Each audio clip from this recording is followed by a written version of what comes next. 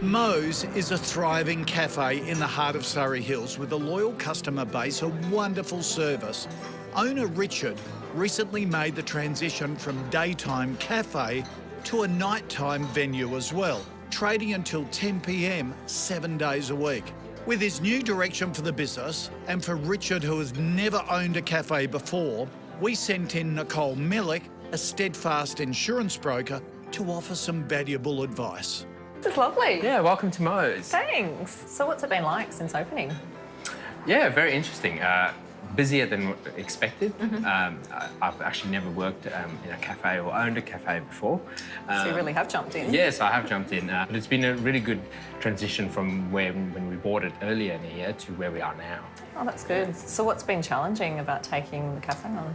I think just getting used to actually having I've got 11 staff here, Okay. so having to manage all the different aspects of front of house and back of house and kitchen staff, and I think just getting my head around the legalities and all the insurances and things that's required for running a small business. That's probably definitely been some of the challenges in the beginning. Right. And also being licensed in a bar. Okay. So that's also a lot of stuff to get my head around. I can imagine, yeah, that definitely brings its own challenges. Yes, it does. I guess so you've got 11 staff, you'd have your workers' compensation insurance in place? Yes, I've got workers' compensation. That's compulsory. Yeah. Then obviously there's probably two other categories, which would be the highly recommended covers, which would be public liability insurance. Do you have that in place? Yeah. Okay. Yeah. So it's probably important now that you've changed from being a daytime venue to the nighttime venue as well, that you let your insurer know that your business activities slightly changed. So obviously being a licensed venue, they may not be aware of that. So you want to make sure that they are aware of that, that you're trading longer hours,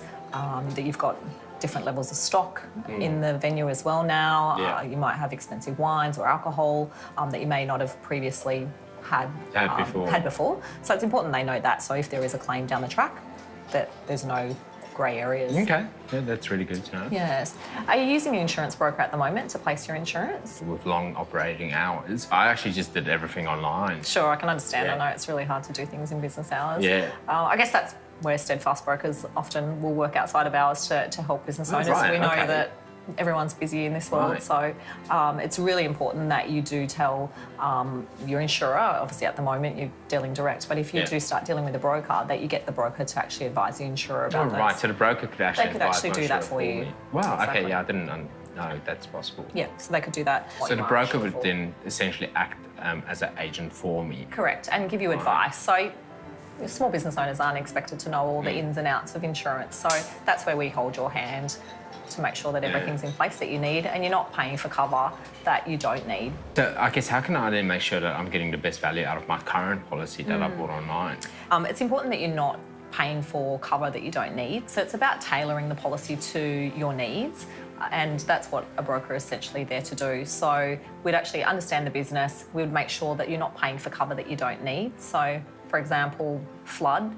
You wouldn't need flood insurance here. You're in the middle of the city, you're in a building. You just want to make sure that you've got cover for storm damage in case, for example, the road flooded outside and you got water into the premises. So what other risks should I consider when taking out an insurance policy? So another one would probably be business interruption. So if, for example, the street was closed here one day, if there was an accident and you weren't able to get access to the property, for example, if this street is closed down by a public authority and you can't get into the venue for a day or two, then you may be experiencing a business interruption loss. So obviously you'd need to still pay your staff and you would need to still pay for deliveries that are coming into the cafe. So there'd be costs there that you would incur. So it would be good for you to think about if, for example, the biggest day of your calendar, Melbourne Cup Day or something like that, where you had a large amount of stock and you weren't able to get access, then you'd need to think about covering things might go off if I couldn't get into the premises for 2 days. Exactly. Right, and this insurance would cover that. If I lost any stock as well. Obviously, I've got a lot of stock. If you had stock in the fridges, for example, and or fresh food or whatever, and it went off, and it would cover that. Right, okay, fantastic. Yeah, that's definitely something to think about. Yeah, definitely. And also yourself. So I don't know if you've got keyman or income protection. It's important that you are the business, essentially, and you've got a lot of people that you're responsible for. So it's important that you look out for yourself as well.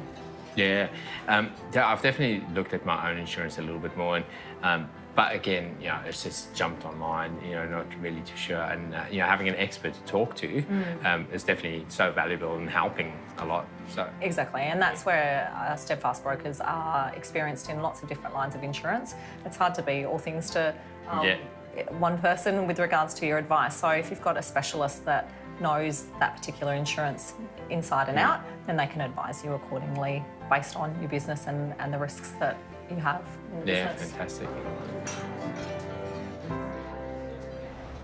Hey, thanks for dropping by the KBB YouTube channel. If you want a whole lot more where this came from, press the subscribe button and it will open a Pandora's box of great videos that not only are educational, full of great advice, but also really inspiring. Just what we need as small business owners.